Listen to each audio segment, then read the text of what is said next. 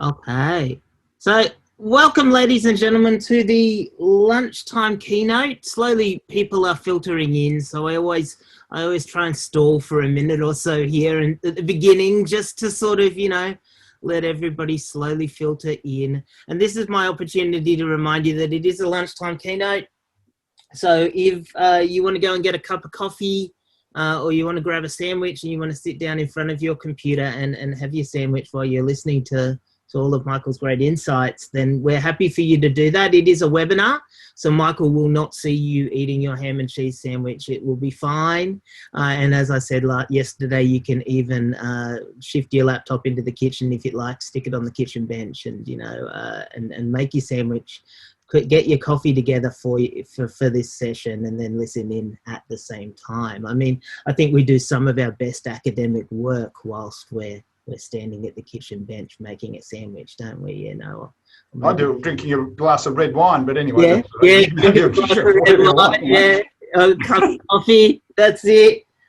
Okay, so hopefully we've got some participants in now. So what I'm really excited to introduce our second lunchtime keynote presenter, who already talked about his red wine there, Professor Michael Sankey. And after yesterday's presentation, after my introduction of Kate, I kind of thought to myself, it seems odd for me to do a formal, introduction of Michael. I mean, I have it, right? It's here.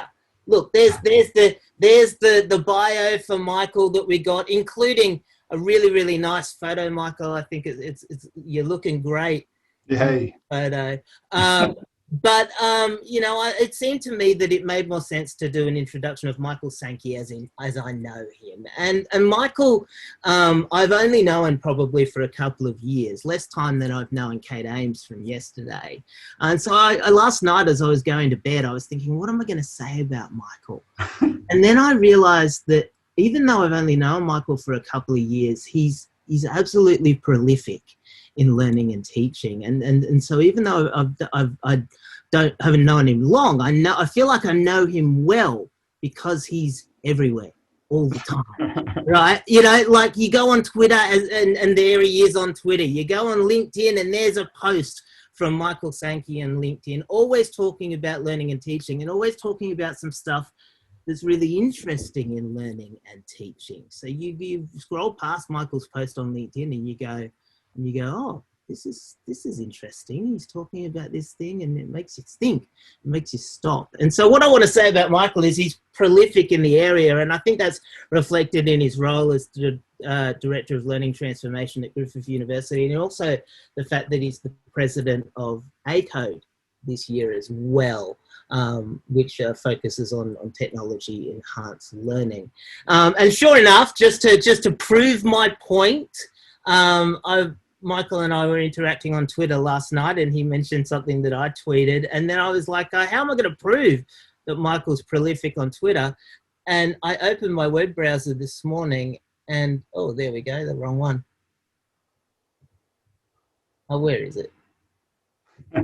And sure enough, it doesn't work. Sure enough, if you go and you have a look up for Michael Sankey on Twitter, there we go, I found it.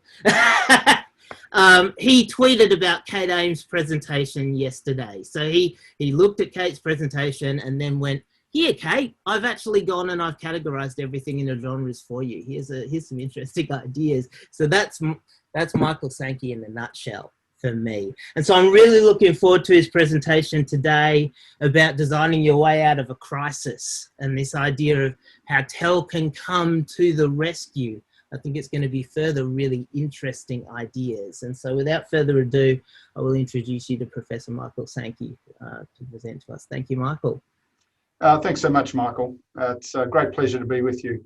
And of course, Michael and I have known each other more so over the last 6 months because of the ACODE community mentoring program, which Michael's helping to run. And of course, I've been a mentor in that program for a number of years now. And I'll talk about that a little bit during the presentation, the importance of participating in activities like that. But let me just share my screen to start with to get us started.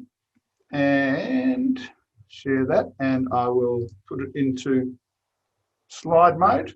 And there we go. Cool. So as Michael's mentioned, at Griffith here, I've been here for 2.5 years. I did spend a lot of time at USQ, the University of Southern Queensland, again, which is a big distance education provider. I was actually there for 26 years.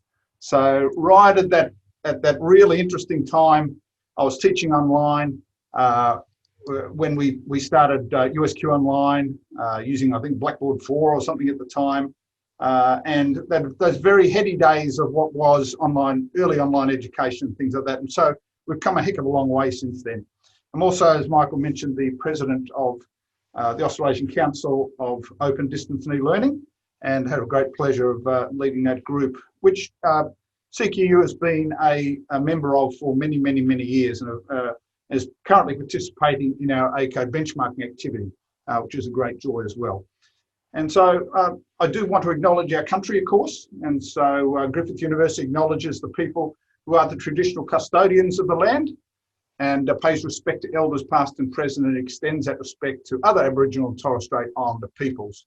Where I am, I'm situated on land of the Yarrabul, the Yugara, the Jagera, and the Turrbal people. And we have other campuses, of course, south of us and north of us, which have other people groups as well.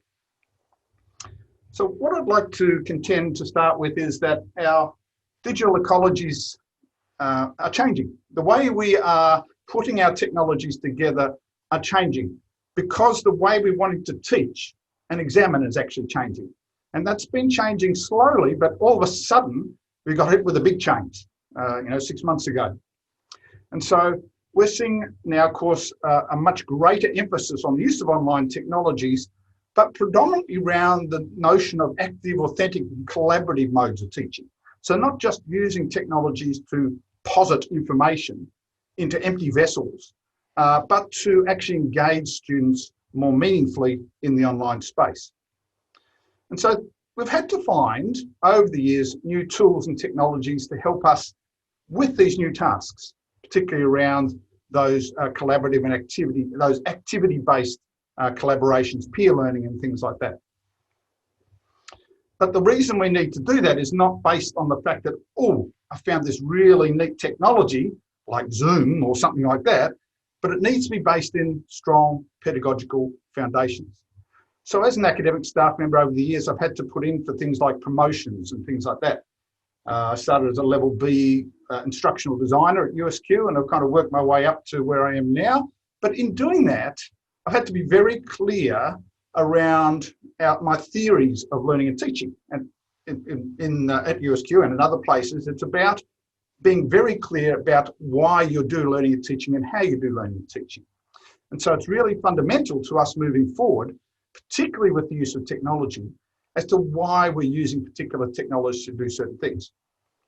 I will add, this is what I came up with yesterday through Katie's talk, and Michael's already mentioned this, but we are seeing that there are these notions of different genres of technology-enhanced learning appearing, very much based on a number of different factors. And that is the types of delivery we want to make, whether it be a blended, fully online, flipped, and of course now hybrid models and things like that, which have changed in their meaning. Some of these things change based on the systems that we use and the approaches and the pedagogies that we use to engender the learning and teaching activities we do.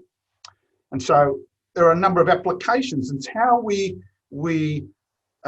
manage those applications, those fundamental things that we need to let students know about. So here's the assessment for every course. So we don't want students going into 4 individual courses and having to try and find where their assessment items are and things like that. That there are consistencies that we need to be providing through our systems. I won't labour that point because I think there's, I could go down a whole different track there. But like yourselves, every university in Australia has had to pivot really quickly.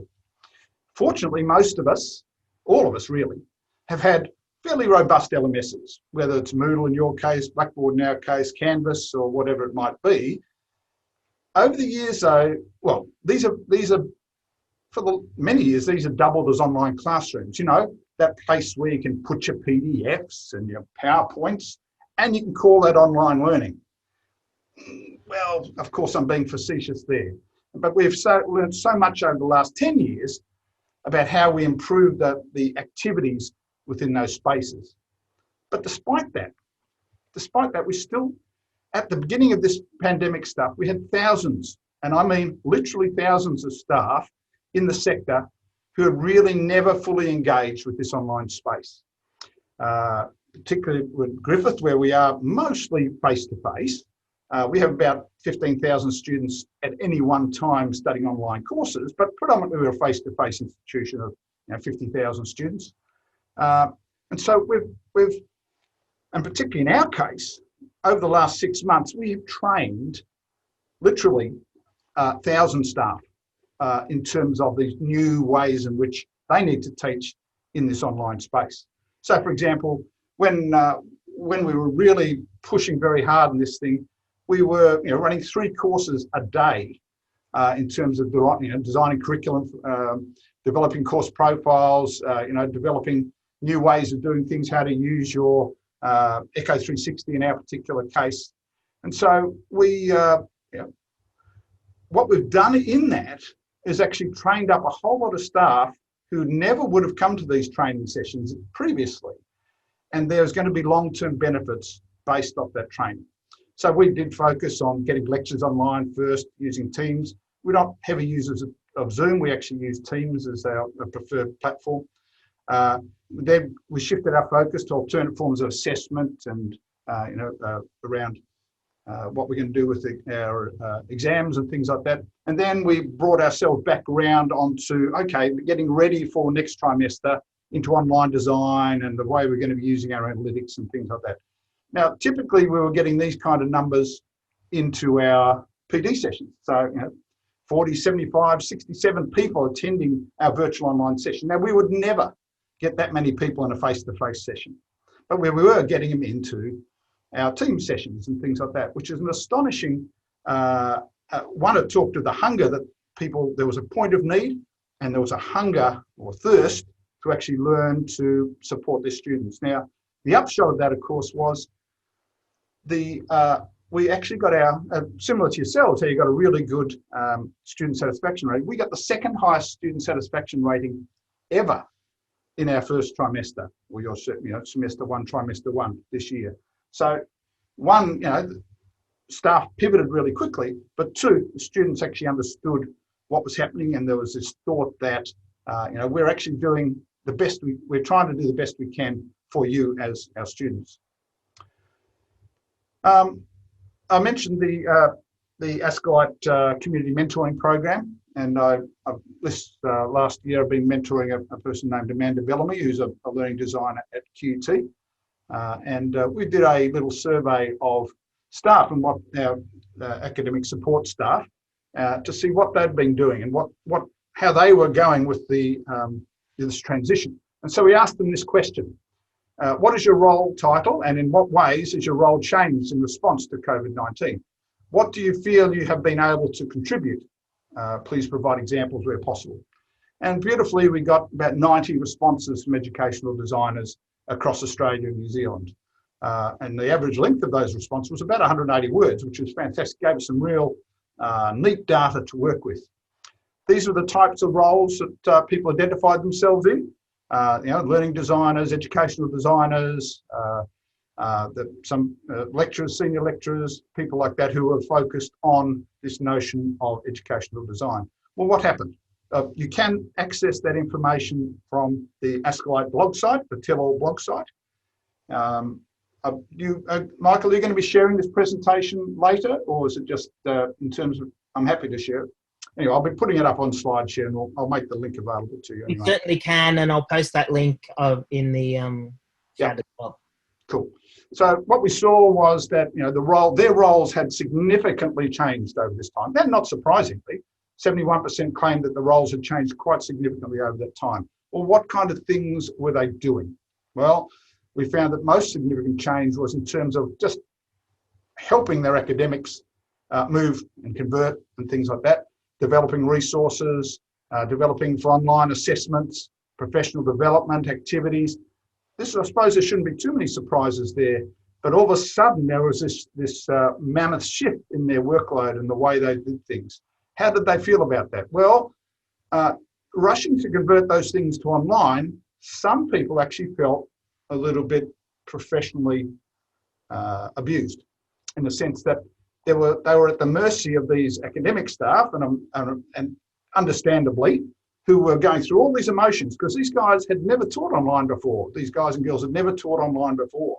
And all of a sudden, they were faced with this momentous shift. And so we saw, there were some people who were affected by this, or some of our learning designers were affected by those emotions that were coming through, and getting personally blamed for things, of course, which were not their fault. On the other hand, though, majority of people you see in the graph there actually got a much more positive sense of well-being from that, in the sense that they were reassuring and guiding academic staff. They were increasing their professional networks. They were supporting staff, particularly academic staff, in the transition to online. They were able to mentor and coach, provide needed pastoral care in many cases too. And so many of our learning designers felt there was a sense of pride that was associated with contributing to the academics' well-being. So it really became a team effort to pull these things online, where previously these people had not necessarily had that relationship. We're going to see lasting benefits from this, as I mentioned earlier. I'm going to give you a bit of a context of what Griffith does now. So I'm just going to shift tack a little bit. So we use Blackboard. We could use Moodle, we could use Canvas, we could use D2L. In our case, we use Blackboard. But we do see that Blackboard, or the traditional learning management system, is not necessarily the way we're going to move forward. We also use extensively Office 365, and particularly other tools associated across both these environments. So obviously you've turned in our EcoLP, which is our lecture capture system. We use things like Stream and OneNote, PebblePad, VoiceThread, heavy users of Teams and OneDrive, and also products like Feedback Fruits and Talus, of course, things like readings, etc. Starting to really get into the H5P, which stands for HTML5 package. We've got some arrangements with LinkedIn and new ways in which we're linking that to professional development and things for students. And of course, YouTube and many other tools that we use. We use Blackboard Collaborate, Analytics we're heavily into as well. So, but of course, all this sits across our core systems, our PeopleSoft systems, our student information systems and things like that. Underlying all that, of course, is this big word called data, and the way in which we now have to harvest our data to provide targeted support to our students at the time of need. And so we've been able to use the data associated with these systems, particularly our core systems, those ones within that red circle in the middle, to target support to students who have been struggling over this time, as we see their engagement and things like that within our systems. And so we've been able to use that data very effectively to target those students. In using Office 365, and what that previous illustration showed was this notion of a virtual learning environment. So we're moving away from this thought of an LMS, of a e-portfolio system, of a lecture capture system, and we're actually framing it in terms of a virtual learning environment, which actually means that there are a collection of tools that we will mediate and provide support around how these tools not just work individually, but how they work together to provide the learning experience. So we know that in our undergraduates, we use Blackboard fairly heavily in terms of scaffolding first year learning and things like that. But over a period of the 3 or 4 years they're with us, that kind of eases off a bit as they get into more professional learning, work-based learning, things like that. So the dependence on the LMS starts to wane over that time. We know that at this point, Blackboard is used in all our high schools, our state high schools, and they use that as a learning management system. So students come in with some understanding of using a learning management system, which is fine. And we see, of course, that use through postgraduate work. But, when we get at the other end into the work situation, not many places use an LMS. So by the time we get people through to the end of their work, their studies, we should really be thinking about, well, what systems are we going to be using in the workplace to actually mediate learning, to mediate communications and things like that? Well, we also know schools use things like Office 365. Some people use Google, some people use Slack, other people like that. So what we see is that what we do is we introduce our people to the use, our students, to the use of these tools, because they are the tools they will be working with in the workplace. They're called productivity tools. And you'll hear me talk about productivity tools a lot over the next little bit, because productivity is this concept where students from day one of university can be productive. They're not just people, empty vessels waiting to be filled, but they are actually dynamic individuals who can work with other dynamic individuals to solve real world issues. And that's really where we want to head to in education, higher education, particularly where we're solving real world issues, because that's going to be the value we're going to add to society. And of course, there are other workplace technologies. If you're an engineer, you're going to be using CAD. If you're an accountant, you're going to be using MYOB, whatever it might be. So there are other technologies, of course, that we want to introduce people to as well. We don't want to make them proficient in the learning management system by the time we get out. We want them to be participating in collaboration tools that will allow them to be productive. Now, some of the, what has allowed this to happen? What's allowed to happen is that we've moved, in many cases, away from self and cloud-hosted systems to SaaS systems. That means software as a service system. That is, everybody at the same time on Blackboard Ultra, or whether you're using Canvas, are always using the same tool at the same time, and there's a level of consistency associated with that. We're also seeing that for many years we relied on these notions of APIs, application program interfaces, to make our systems work together. But now we're moving to a thought, now we're on SaaS systems, we can start to introduce things like LTIs, learning technology interoperabilities, and experience APIs, which actually help us make much better use of the data that's being transitioned across our different systems. We start to see that it's not just about the transmission of information. So when we're at USQ and CQU, in the old days, we had our package, our distance education package, which was the transmission of information. Now we're moving to much more participatory creation and this notion of productivity, which I mentioned before. And of course, as we move forward, as the LMS starts to wane in terms of a concept, we start to see that walled garden approach where everything is contained within, to much more an open garden approach where students are engaging with each other in much more dynamic environments than just within an LMS. Now, of course, TEXA and our quality agent TEXA has not been immune to understanding this move to online. And they released last April this guidance note on technology enhanced learning, and they're paying particular interest to this as we move forward. They also are particularly interested in how private providers are dealing with technology enhanced learning. So they want to make sure that the quality of the students' engagement in the face-to-face is the same, if not better, in the online space. And so they have a framework associated with that, and of course linked to the AQF. And that is particularly for those fully online courses. Now, they brought that out in April last year. There's a bit of a grace period, but ultimately they'll be moving to much more the situation where they'll be saying, okay, what are you doing, CQU? What are you doing, Griffith, in relation to making sure what you're doing in an online space is equivalent? And we'll be reporting on that as we move forward. So we can't just rest on our laurels. There is this thought that we are moving forward and moving forward at a pace. Now, globally, there's this notion of technology enhanced learning is a little bit broader than what we would think of in Australia. And that's very much based on the educational jurisdiction you might be in, whether you're in India, America, China, and things like that. And a lot of that's based on national technology infrastructure, how good the fixed line network is as opposed to the Wi-Fi networks and things like that. There are geographical constraints. There's a level of staff training that needs to happen. So what we actually see, and I do a bit of work with the Commonwealth of Learning in relation to this, so there's this notion of technology-enabled learning. That is just being able to use technology to convey concepts and things like that. Then, of course, which is more familiar in our context, there's this notion of technology-enhanced learning and what we can actually do to take that to the next level.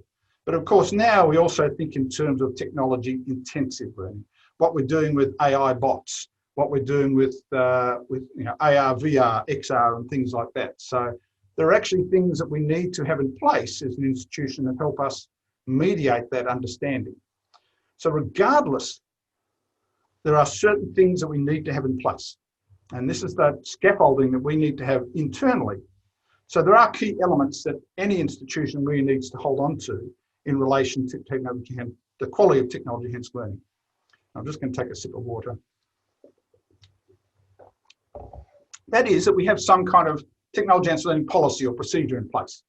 Now that could be encompassed within a learning and teaching policy, but typically we see that there are procedures and things that need to happen that are associated with the use of technologies in learning and teaching.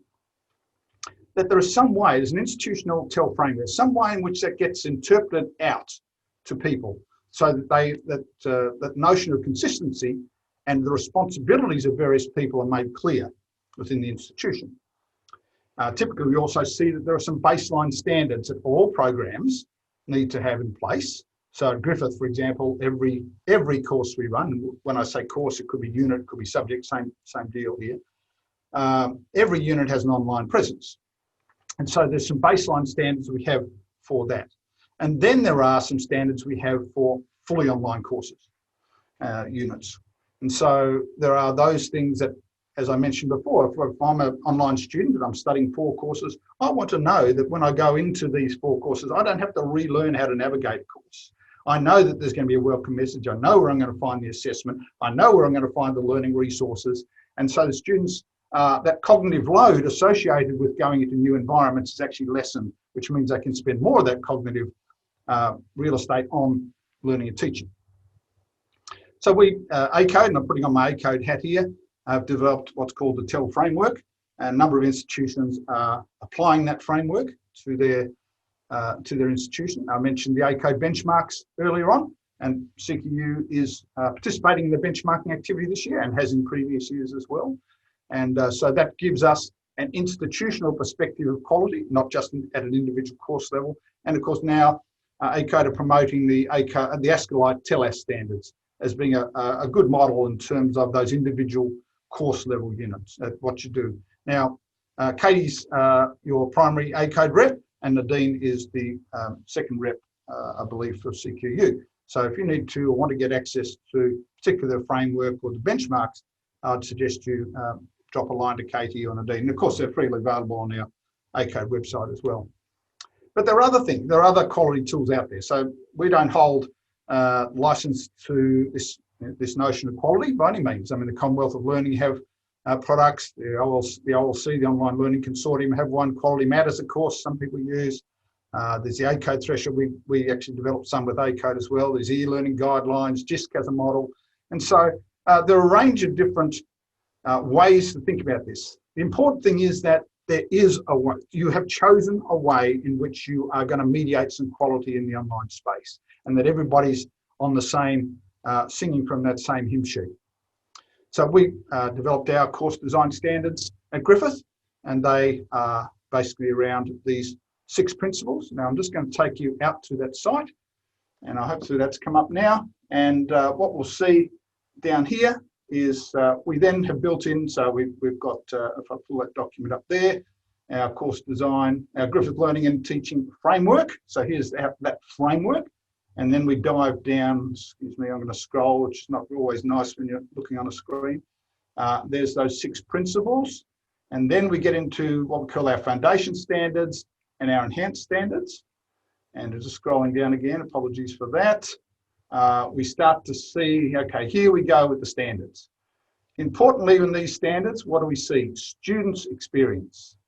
Students understand. They're very much written from the fact that we want our academic staff to be thinking not about what they have to do, to what they're doing for the student.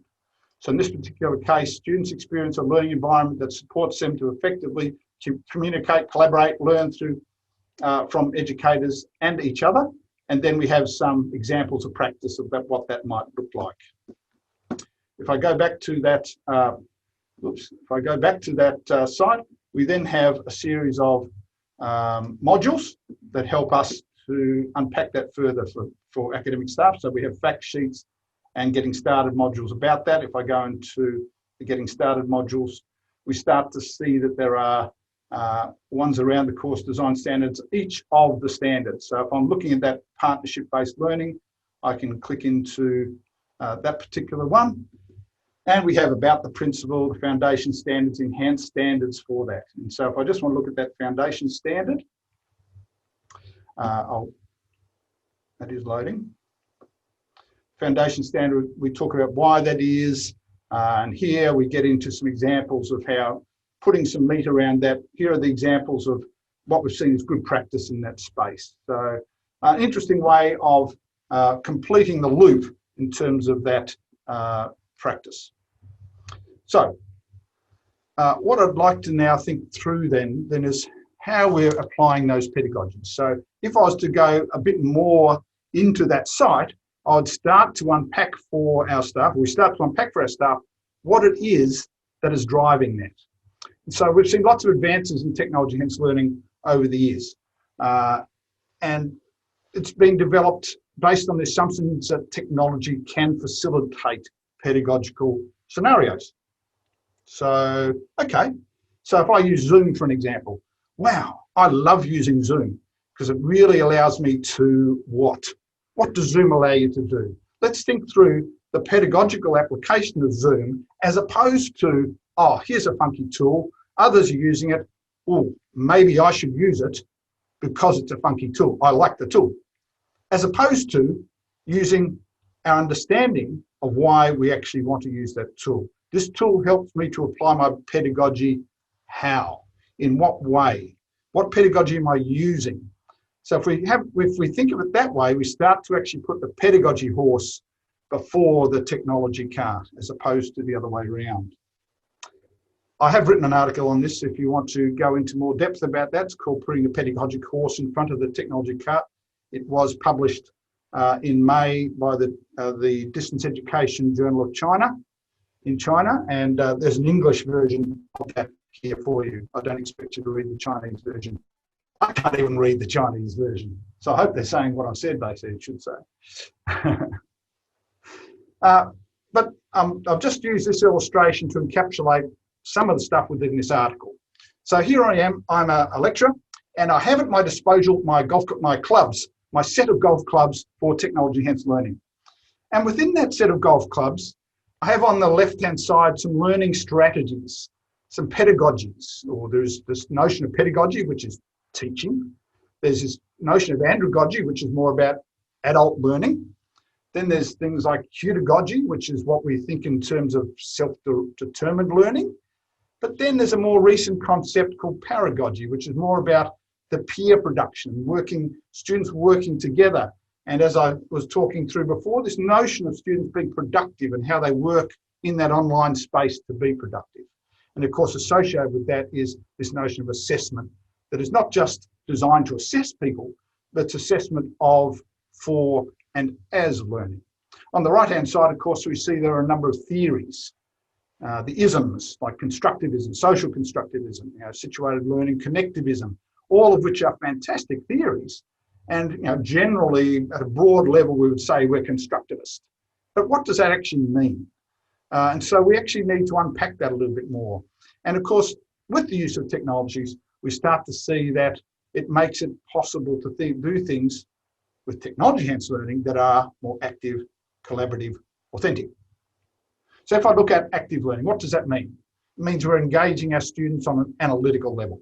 That is, we facilitate students to assimilate material rather than just give them the passive absorption of traditional lectures and things like that. And so we design our tasks that require students to be active. What that might look like is, might be active discussion forums, which we're using a fairly traditional LMS. Might be live debates using Zoom. Might be problem-solving activities you're giving them that cause them to go out and find information. Could be case-based learning, simulations, role-playing. There's a buckets of information about this stuff on the internet, so I'm not going to go into examples of each of those. But if you actually want to access that article that I talked about before, there are examples of that within that article. So if we think about collaborative learning, relies on engaging groups and supporting students to work together. So the academic actually constructs things and supports the students to work together, not to necessarily just give them the information. So it usually involves, 2 or more people. It's about integrating that into their program and encouraging students to become involved, which in turn provide that valuable source of motivation. Again, we get to that thought of being productive, that productivity tool, that notion of students being able to co-create understanding. So we might do that through peer modelling, getting students to role play. It might be a scavenger hunt. It might be more formal or informal debates.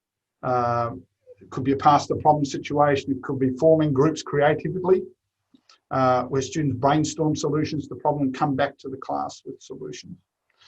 Then we have this notion of authentic learning. I mean, there's so many crossovers in here, but it helps us to unpack the thinking, our own thinking, if we start to think of it in terms of authentic, collaborative, etc. So students gain experience. We know this. Students gain experience by doing, and so and particularly in that vet space, they learn by doing, and so rather than just by listening or observing. And so we let them discuss and explore and construct concepts to deal with real-world relationships. Encourage them to think critically and expose them to different settings. So how do they apply knowledge in one setting and then all of a sudden apply knowledge in another setting? So getting them to apply that knowledge across various different problems and across different settings. So it might be giving them an ill-defined problem, might be to allow them, give them a task to allow sustained investigation, allow multiple sources and perspectives. So is there one right perspective or are there multiple perspectives to this? It could be through reflection using e-portfolios. It could be perspectives of various disciplines. So if I'm an engineer, what would a business person think about this problem? And getting the students who is the engineer to actually put the business person's hat on to see how they would think about that problem. It's about the creation of products, problems that have possible solutions and outcomes. They have many possible solutions. And so then debating what are those possible solutions and what are the better ones, if there are. But importantly, I suppose, the more we move into this technology and learning space, the more we start to see, because we put the student at the center of that mix.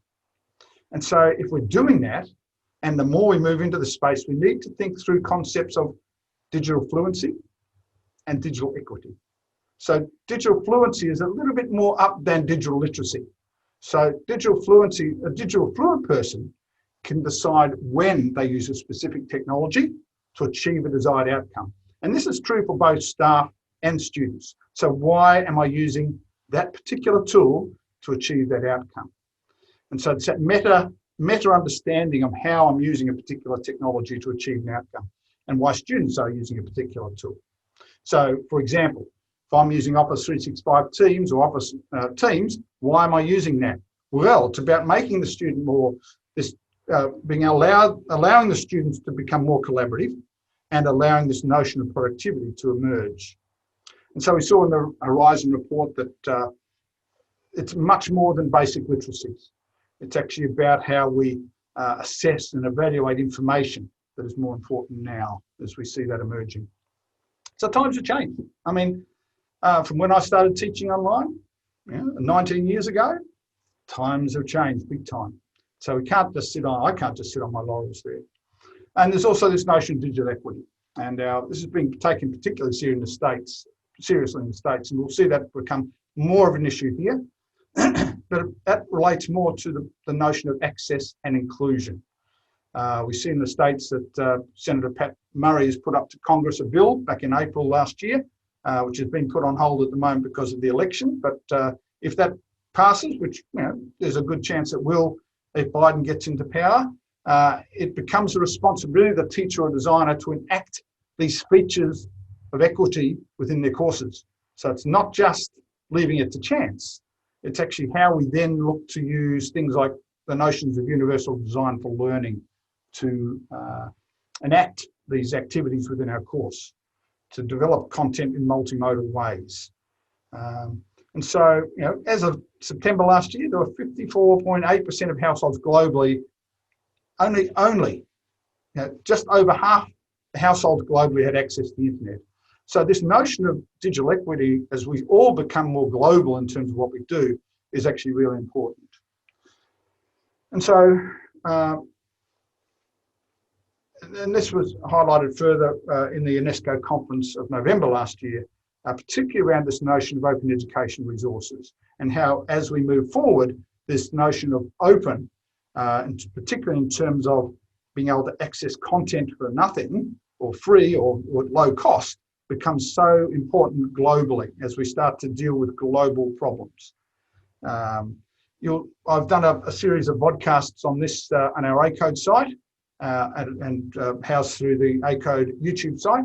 And you'll see that series 2 is about learning leaders on open education. I have a few thought leaders there. There's actually 4 episodes now in that. And again, here's the links to that if you want to access that, or you can get to it through Twitter or LinkedIn as well. ACODE also, I'm putting my ACODE hat for a sec, also publishes a series of white papers. Our more recent one has been on the use of e-exam software. And we looked at what was done at the end of trimester one, in terms of what tools were being used by what institutions, and how did they deal with their exams. So we had every public university in Australia and New Zealand participate in that. And so it's a really interesting paper. You can get to that through the ACODE site, clicking on the resources and flipping down to white papers, and you'll be able to access that paper. But doing all these things doesn't mean we abandon quality. So all said and done, we've done a pretty amazing job over the last 6 months, I reckon. In such a short time frame, we have come so far.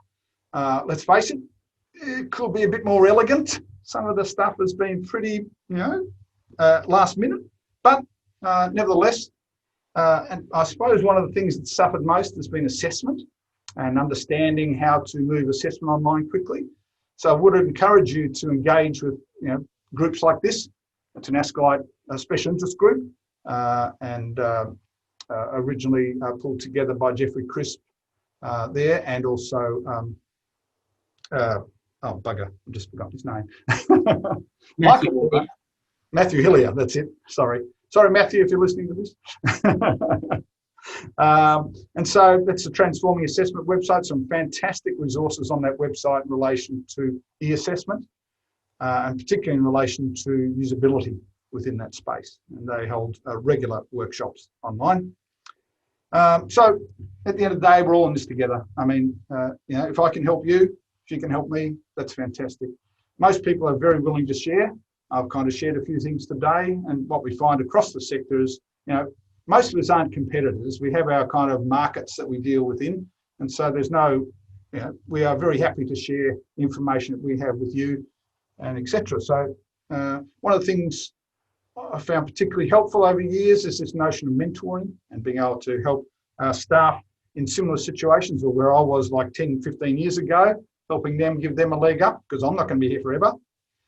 So we need to be training up those who are coming along the track to make sure they have that understanding. We lose so much information.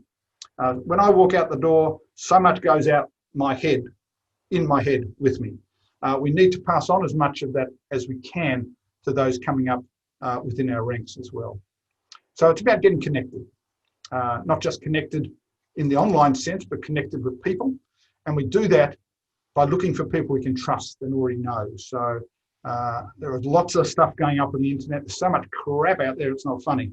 And so we need to be a bit discerning, and we need to be looking for the trusted sources. In my particular case, I deal a lot with the Commonwealth of Learning. I'm involved with the TEL Advisors Network, not as much as I'd like to be, but I try to get involved in that. Of course, there is ACODE. There are, of course, the resources that were found on JISC and EDUCAUSE.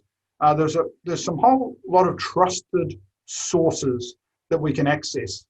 And if your learning teaching section is pointing you to some of these things, that's fantastic, but it doesn't stop you going out and finding them and having a bit of a play with them yourself. So I'd encourage you to look at those trusted sources and to get information from them. Otherwise, if you just put in active learning on Google, you're going to get all kinds of opinions that aren't necessarily tested through research and through practice. They're just some person's opinion as to why active learning might be good. So look for those kind of keywords through your trusted sources, through the ACODE, the AJET paper, through the journal, and it's easy to find resources on the meta tags associated with that. So look for those trusted sources that you can work with. I think that's what I want to say at the moment, and I'm open to questions. That's awesome. Thank you so much, Michael. I really enjoyed that, and I'm sure everybody else really enjoyed that as well. If it were a regular Zoom, I'm sure you get lots of applause icons, but unfortunately with a webinar, this is a good opportunity for me to plug the community mentoring program. Actually, you mentioned mentoring, and so I'm gonna take the opportunity to paste in the link to the CMP, which you mentioned early on in your presentation. There we go. We got some applause. Somebody going outside the box and putting the applause in the chat for you. So if you're interested in mentoring staff or being a mentee, then certainly go and have a look at the CMP. Michael mentioned it early on in his presentation, and Amanda, and working with Amanda in the CMP. So the links there, the EOIs go out December, January. And also, ACODE, I should also mention that for ACODE in particular, if you want to join a special interest group, you don't have to be a member of ACODE. So Michael mentioned the TEL Advisors special interest group. There's also an Open Educational Practice special interest group. So if you're interested in that, then certainly follow those up. So we've got some questions for you, Michael. The first question that I saw in the chat is a bit of a controversial one from Paul. He said, right at the very beginning when you were talking about putting stuff online, he said, well, even if we're recording our lectures, for example, and putting that stuff, aren't we still just sort of dumping stuff online? And is what we've done for COVID really online? Or is there still more work to be done? Or maybe you would say it's good enough for now, I don't know. Well, it is an emergency response. However, if I'm going to be putting up something on, if I'm going to be putting my teaching online, if I'm going to be using my lecture capture system or our capture studios and things like that, I'm not going to be putting up a 2-hour lecture. I mean, there's nothing worse than sitting there listening to a 2-hour lecture. I'm going to be far more nuanced in terms of how I do that. I'm going to basically do short presentations about each topic, which might be 10, 12 minutes long. I mean, if we look at the work of Rick Mayer and things like that, I mean, they say between 7 and 15 minutes is kind of the ultimate size of a vodcast or something like that. So, make it short and sharp. We actually see after about, I've done my own research on this, I see after about 12 minutes, it kind of dives right off. So, if it's short and sharp, students will generally engage. And if we do that associated with concepts, rather than giving a 2-hour spiel, which guaranteed, unless you're a fantastic presenter online, students are going to lose the will to live. So it's the way we use these technologies, and that's what we've been trying to teach in our workshops to our online the staff who are transitioning to online. Don't just stand there sitting at your desk doing a 2-hour capture. Think about it a bit more. It doesn't take much more to do that. So make a 12-minute capture, then move on to the next 12-minute capture, where you're actually starting and then allowing them to access those in association with the other content that you have in your online space. Hey, awesome. So if anyone's got any other questions, I'll just note here, paste them in the chat or do something on the Q&A. I had a question for you, Michael, which actually follows on quite well from what you just said, which is, I am a little bit worried that come term 1 2021, we're going to see things bounce back. We're going to see staff kind of go, well, I tried the online thing, but I didn't really like it, and it'll all go back to the tweed blazers and the chalk and the old-fashioned sort of mechanism. Do you think, you said that you feel like what you've done is you've actually given staff some professional development and you've actually improved your academic staff at Griffith. Yeah. Do you think there's a concern that it might bounce back, or? Oh, well, there's some to be real, there needs to be some on-campus spaces to do things in. I mean, can't all be online. We're not an online university, Griffith. We have courses are fully online. But more so, we're actually seeing our students vote with our feet at this point, with their feet. we've had some online. We've had our on-campus students able to come back to do work, more practice-based stuff in the campuses and more tutorials, but they're actually not voted to come back on. They're actually staying off campus and only cherry picking what they want to do to come online, to come onto campus. So we're actually seeing a student-led movement here in terms of this. So we asked our students, do you want to come back on campus? Well, not at this point. And at this point, we will probably not be having on-campus lectures in semester 1 next year.